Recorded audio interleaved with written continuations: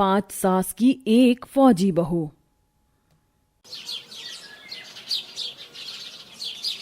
अरे बेटा, मैं तो चाहती हूँ कि तू जल्दी से शादी कर ले, लेकिन तू है कि शादी करना ही नहीं चाहता। बेटा, तू शादी कर लेगा तो इस घर में एक बहू आ जाएगी। वैसे भी हम 5 सास हैं और हमारी एक भी बहू नहीं है। अरे माँ, आप भी ना। बुआ माँ, आप भी समझाओ, इतनी जल्दी शादी की क्यों पड़ी है सभी को मेरी। अरे बेटा, तू जल्दी से शादी कर लेगा तभी तो इस घर के अंदर बहू आएगी। और जरा हमारे बारे में सोच, अब हम बुढ़िया हो गए हैं। अरे राधा, अभी तो तू जवान है, बुढ़िया तो मुझे कहते हैं। देख बेटा, तू सबके बारे में नहीं सही, कम से कम अपनी दादी के बारे में तो सोच ले। अरे और किसी की नहीं तो ताई की ही सुन ले। और जब अपनी सगी माँ की नहीं सुन रहा तो ताई की क्या सुनेगा। हाँ दीदी, आप बिल्कुल सही बोल रही हो। वीरू, तू हमारी बात सुनेगा या नहीं? वीरू फिलहाल तो किसी की बात नहीं सुनेगा। वीरू जा रहा है पार्टी करने। वीरू पार्टी करने के लिए अपनी बुलेट पर बैठता है और वहां से चला जाता है, जिसके बाद वो एक क्लब में जाता है और वहां पर अपने कुछ दोस्तों के साथ पार्टी करने लगता है। आज तो बस मैं पीना ही चाहता हूँ और कुछ भी नहीं, क्योंकि मैं बहुत ज्यादा परेशान हो चुका हूँ अपनी फैमिली से। अरे जब देखो मेरी पांचों माँ मेरी शादी करवाने के पीछे ही पड़ी रहती हैं। अरे क्या जरूरत है अभी शादी वादी करने की, अभी तो हमारे खेलने कूदने की उम्र है। ये बात मेरी पांचों माओ में से किसी को भी समझ में नहीं आती। कोई बात नहीं, तुम ऐसे ही बातों को टाल दिया कर। चिल कर यार, चिल कर, अभी तो हमारी उम्र शादी के लायक हुई ही नहीं है। वीरू अपने दोस्तों के साथ किसी तरह चिल करता रहता है। वहीं क्लब में उसे एक लड़की नजर आती है जो सूट में अपने दोस्तों के साथ आई होती है। जरा उस लड़की को तो देखो, क्लब में सूट पहनकर कौन आता है यार। ऐसी बहन जी टाइप की लड़कियां ही क्लब में सूट पहनकर आ सकती हैं। उसकी सहेलियों को देखो कितनी हॉट ड्रेस पहनी है। जब वीरू सुरभि को देखता है तो वो उसे देखता ही रह जाता है, क्योंकि सुरभि बहुत खूबसूरत थी। उसकी खूबसूरती वीरू को अपनी तरफ खींचती जा रही थी और क्लब में सुरभि अपना बर्थडे सेलिब्रेट कर रही थी। ये तो बस तुम लोगों ने मुझे कहा था, वरना मैं कहाँ ऐसी जगह पर जाकर अपना बर्थडे सेलिब्रेट करने वाली थी। वीरू सुरभि को इतना शर्माया हुआ देखकर उसकी तरफ आकर्षित होने लगता है। वीरू को सुरभि उस क्लब के बाद कई जगह मिलती है, जैसे मंदिर के पास में और सब्जी मंडी के पास सब्जियां खरीदते हुए। एक्सक्यूज मी, मैं आपको शायद जानता हूँ। लेकिन मैं आपको नहीं जानती, आप कौन हो? हाँ, एक बार मैंने आपको क्लब में देखा था, उसके बाद फिर मैंने आपको मंदिर के पास देखा और आज मैंने आपको सब्जी मंडी में देखा। मुझसे रहा नहीं गया तो मैंने सोचा आपसे बात ही कर लूं। लगता है लड़कियों को पटाने की कोई नई तकनीक ढूंढी है आपने। नहीं, दरअसल आप मुझे पसंद आने लगी हो।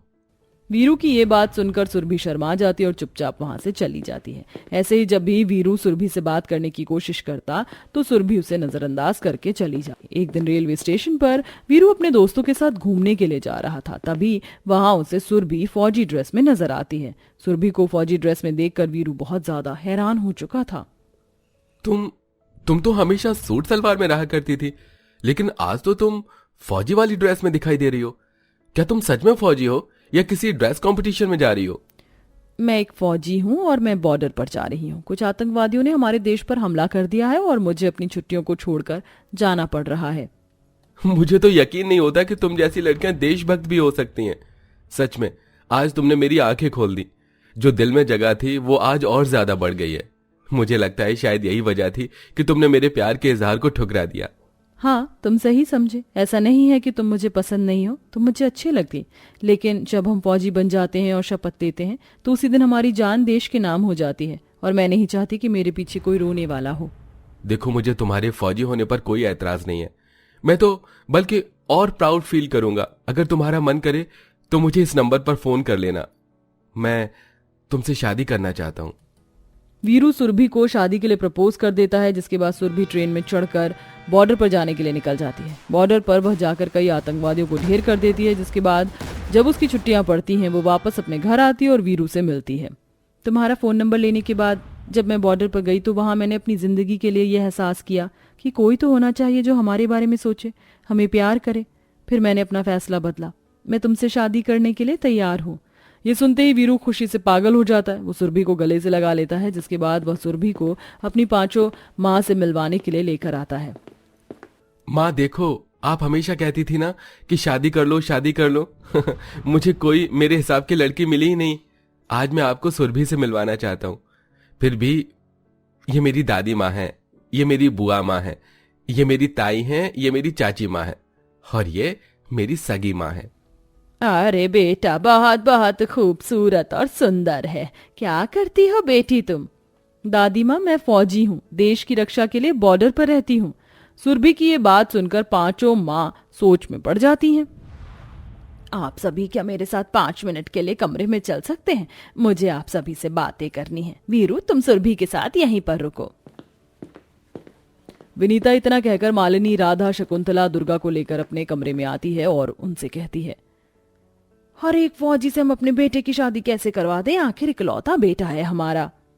हाँ, तुमने बिल्कुल सही कहा। अब हम लोग क्या करें? ऐसे तो बात नहीं बनेगी, और वैसे भी हमारे लड़के को कोई लड़की पसंद कहाँ आती है?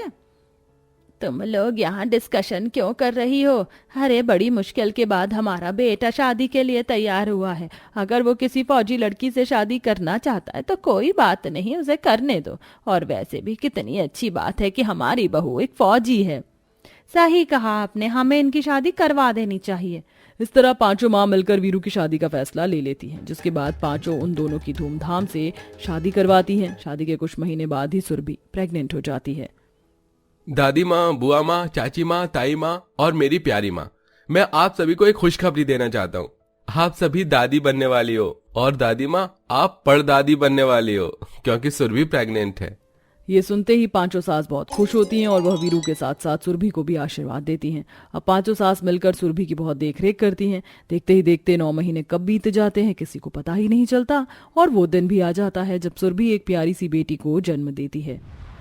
मैंने कभी सपने में भी नहीं सोचा था कि मेरा खुद का परिवार होगा, बच्चे होंगे, पति होगा और 5 सास होंगी जो मेरा इतना ख्याल रखेंगी। आप सभी के चलते मुझे एक भरपूर परिवार मिला और ये प्यारी सी बेटी।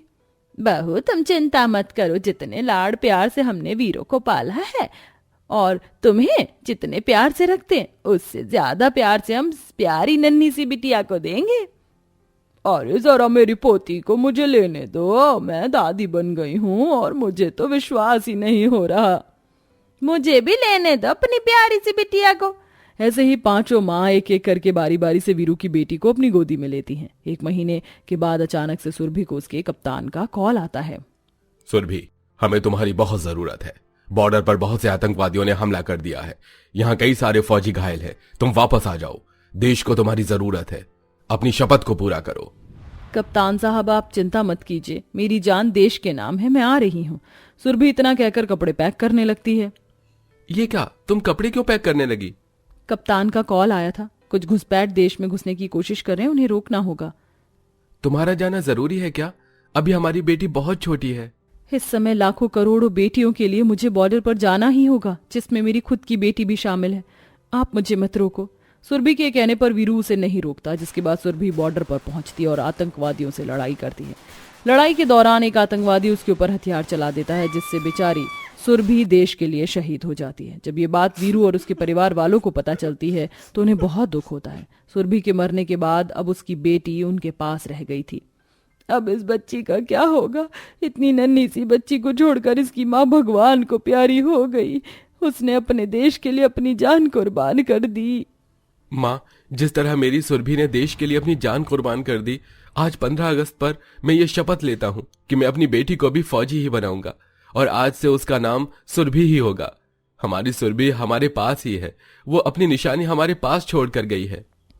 ऐसा मत कहो बेटा, हमारी बहू ने देश के लिए अपनी जान कुर्बान कर दी है। अब उसकी बेटी भी अगर अपनी जिंदगी देश के लिए ही कुर्बान कर देगी तो आगे तेरा क्या होगा? आज सुरभि का पति कहलाने में मुझे फक्र महसूस होता है, क्योंकि वो एक फौजी थी, उसने अपनी जान देश के लिए कुर्बान की है।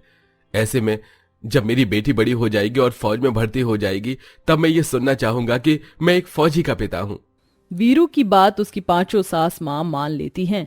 अब पांचों सास मिलकर सुरभि की बेटी को पढ़ाती हैं, लिखाती हैं और बड़ा करके उसे फौजी बनाती हैं। अब पूरा परिवार एक साथ खुशी खुशी रहने लगता है।